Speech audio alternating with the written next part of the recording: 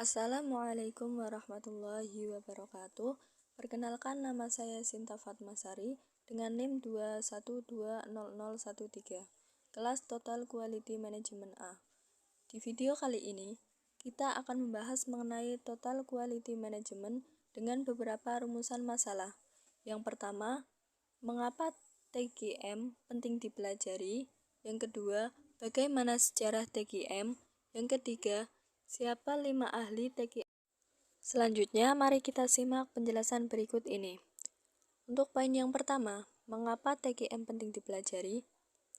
Upaya peningkatan mutu pendidikan yang telah dilakukan oleh pihak penyelenggara pendidikan sangat gencarnya. Beberapa strategi pengembangan dilakukan antara lain dengan menerapkan paradigma baru berupa peningkatan kualitas berkelanjutan di masa mendatang yang dikenal dengan nama Total Quality Management atau TQM. TQM berkaitan dengan suatu penciptaan budaya kualitas yang bertujuan agar penyelenggara pendidikan dapat memberikan kepuasan kepada pelanggannya atau pihak ketiga seperti orang tua siswa, agar mereka mau memasukkan anak mereka ke dalam sekolah tersebut, sekaligus didukung oleh struktur organisasi mereka dalam melakukan hal yang mereka inginkan. Di dalam dunia pendidikan, TQM tentunya sangat dibutuhkan agar kualitas pendidikan di sekolah dapat tersebut menjadi lebih baik lagi dari yang sebelumnya, dan pihak penyelenggara pendidikan seharusnya lebih bisa memperhatikan hal apa saja yang dibutuhkan oleh pendidik di sekolahnya, sehingga dengan demikian akan lebih mudah untuk mencari bagaimana caranya agar kebutuhan itu bisa terpenuhi. Maka penggunaan TQM sangat bermanfaat dalam dunia pendidikan.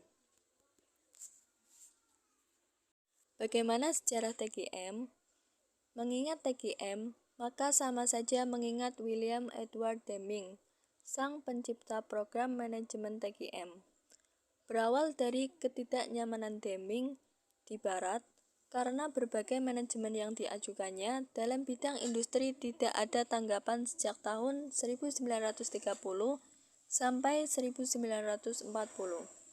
Maka Deming memutuskan untuk pergi ke Jepang. Sebelum sampai di Jepang, di tahun 1930, Deming menformulasikan idenya ketika melakukan penelitian tentang metode-metode menghilangkan variabilitas dan pemborosan dari proses industri. Deming mulai bekerja di Hawthorne yang memperkerjakan 40.000 orang yang memproduksi perlengkapan telepon. Pabrik itu menjadi terkenal saat El Tomayo dan koleganya berhasil membuat serangkaian eksperimen terkenal tentang sebab-sebab perubahan produktivitas di tahun 1927 sampai 1932. Eksperimen Mayo berawal dari menemukan Hawthorne Effect yang mengakui eksistensi dan pentingnya struktur-struktur informal dalam organisasi-organisasi terhadap hasil produk industri serta terhadap produktivitas dan dampaknya terhadap praktek-praktek kerja. Dari Hawthorne, Deming pindah ke Departemen Pertanian Amerika. Di tempat inilah Deming bertemu dengan Walter Seward, seorang ahli statistik dari Bell Laboratories, New York, yang telah mengembangkan beberapa teknik yang membawa proses-proses industri menuju apa yang ia sebut dengan kontrol statistik. Ini adalah serangkaian teknik-teknik yang meminimalisir unsur-unsur tak terduga dari proses industri, sehingga produksi lebih bisa diprediksi dan dikontrol. Dalam teknik-teknik ini, tentunya Walter sudah membidik tujuan, di mana dengan adanya kontrol statistik ini, produksi akan dapat menghilangkan pemborosan biaya dan penundaan waktu.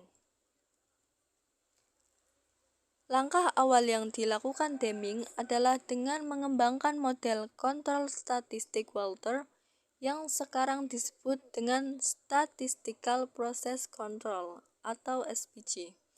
Kemudian SPC ini dikombinasikan dengan wawasan hubungan gerakan relasi manusia yang diasosiasikan dengan Mayo dan koleganya, yang notabene menjadi penyokong teori TQM. Perjalanan selanjutnya, Deming mengunjungi Jepang untuk melakukan sensus Jepang pasca perang.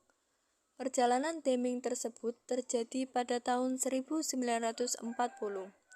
Kesan akan kinerjanya, Japanese Union of Engineers and Scientists membuat Deming kembali ke negara tersebut di tahun 1950 untuk memperkenalkan dan mengajari aplikasi kontrol proses statistik kepada para karyawan industri Jepang. Jepang menaruh perhatiannya terhadap merekonstruksi industri Jepang yang rusak akibat perang. Perang yang terjadi antara Amerika dan Jepang mengalami kerusakan yang sangat besar akibat bom yang telah dijatuhkan oleh Amerika, sehingga industri yang tersisa hanya dapat memproduksi barang-barang imitasi yang berkualitas rendah. Dari kondisi yang sulit ini, membuat Deming merasa empati dan memberikan solusi kepada Jepang. Deming menganjurkan untuk para pelaku industri Jepang untuk memiliki pemahaman tentang produk berkualitas. Hal yang disampaikan Deming terkait solusi dalam perindustrian Jepang adalah you must carry out consumer research, look toward the future and product goods that will have a market years from now and stay in business. Dengan keadaan tersebut akan menjadikan Jepang dapat berpikir jauh ke depan terkait dengan kondisi perindustrian Jepang yang harus menjadi penguasa pasar internasional.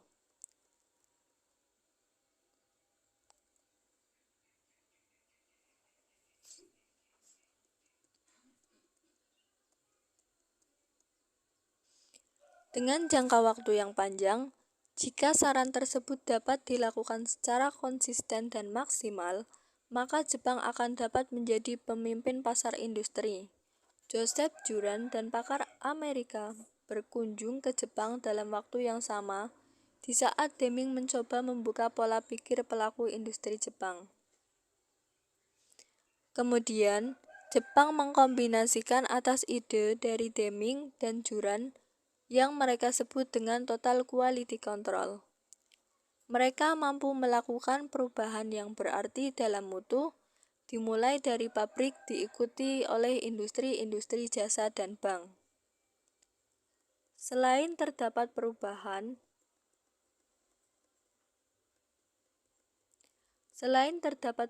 yang baik terhadap mutu, Jepang juga mampu menjadi singa pasar dunia. Jepang merupakan negara yang sangat membanggakan Deming dan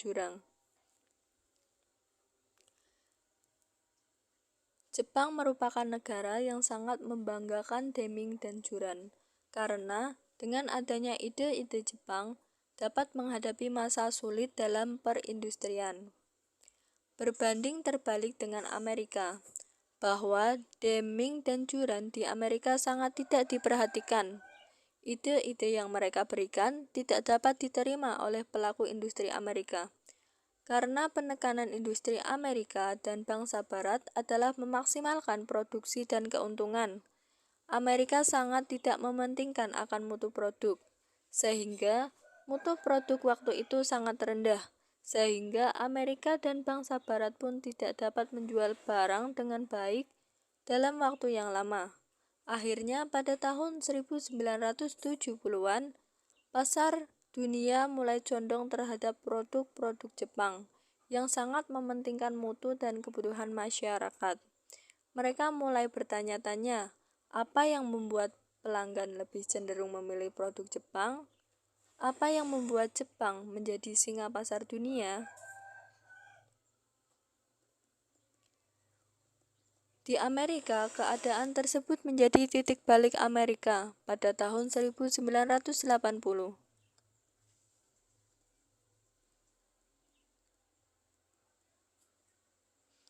dan ditayangkannya film dokumenter NBC secara nasional. Dengan judul filmnya adalah Jika Jepang Bisa, Kenapa Kita Tidak? Film dokumenter tersebut menonjolkan Deming dan Juran terhadap kontribusinya di perindustrian Jepang. Sejak saat itu, Deming dan Juran serta pakar mutu lainnya menguasai imajinasi bisnis di Amerika dan Eropa Barat. Meskipun pada realitanya, hanya minoritas perusahaan Amerika yang melaksanakan TGM. Peter dan Waterman melakukan penelitian terkait unsur-unsur dalam perusahaan unggul di Jepang dan selanjutnya di Amerika. Dalam penelitian mereka, menunjukkan bahwa perusahaan yang memiliki hubungan baik dengan pelanggan, maka mereka selalu bersifat kompetitif dan menguntungkan. Jadi, dapat ditarik kesimpulan bahwasannya perusahaan yang unggul adalah perusahaan yang dekat dengan pelanggan dengan memiliki keobsesian meningkatkan mutu secara terus-menerus. Siapa saja 5 ahli TGM? Yang pertama ada Joseph Juran. Menurut Juran, mutu merupakan upaya simultan untuk menjadi definisi tingkat 1 dan tingkat 2. Juran mendefinisikan mutu berdasarkan makna ganda, yaitu kualitas terdiri dari fitur-fitur produk yang memenuhi kebutuhan pelanggan dan dengan demikian memberikan kepuasan produk, dan kualitas terdiri dari kebebasan dan kekurangan. Adapun poin penting dari definisi mutu menurut Juran antara lain: yang pertama, definisi praktis kualitas. Definisi praktis kualitas mungkin tidak mungkin. Dan yang kedua, kualitas terkait dengan kebutuhan pelanggan dan kemampuan memenuhinya menunjukkan adanya kesesuaian dengan karakteristik produk yang terukur. Yang kedua ada William Edward Deming. Deming memiliki konsep mutu tersendiri dari 2 tingkat, yaitu multidimensi untuk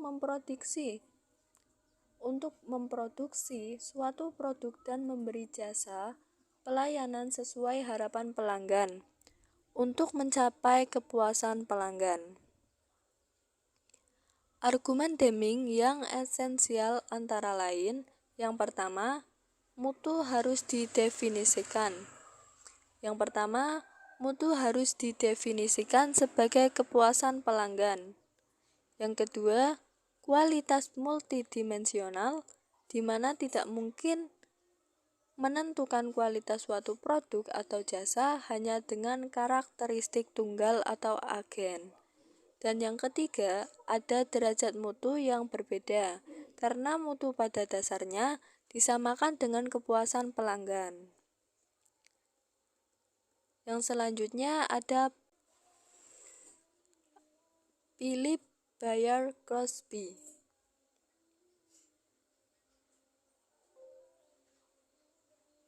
Menurut Crosby, mutu adalah sesuai dengan persyaratan yang merupakan satu tingkat untuk formulasi. Hal yang ditekankan Crosby dalam definisi mutu antara lain: yang pertama, seseorang harus tahu apa persyaratan dan mampu menerjemahkan persyaratan menjadi produk terukur atau karakteristik layanan. Dan yang kedua, perlu untuk mengukur karakteristik produk atau jasa untuk menentukan kualitas yang tinggi. Yang selanjutnya ada Kaoru Ishikawa. Menurut Ishikawa, mutu adalah 2 tingkatan definisi, yaitu kami terlibat dalam kontrol kualitas untuk memproduksi produk-produk dengan kualitas yang dapat memenuhi persyaratan konsumen. Poin penting definisi mutu menurut Ishikawa antara lain: yang pertama, kualitas setara dengan kepuasan konsumen. Yang kedua, kualitas harus didefinisikan secara komprehensif.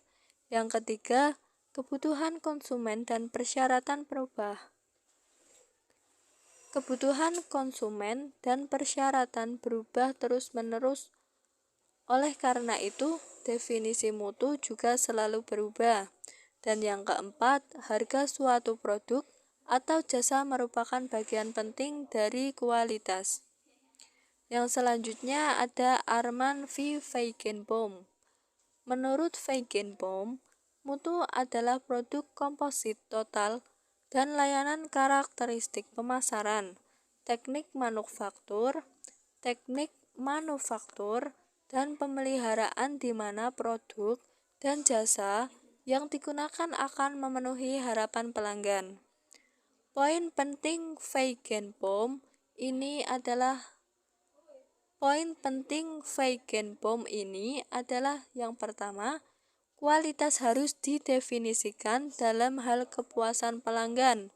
Yang kedua, kualitas adalah multidimensi dan harus didefinisikan secara komprehensif. Dan yang ketiga, karena terjadi perubahan kebutuhan dan harapan pelanggan, maka mutu adalah dinamis.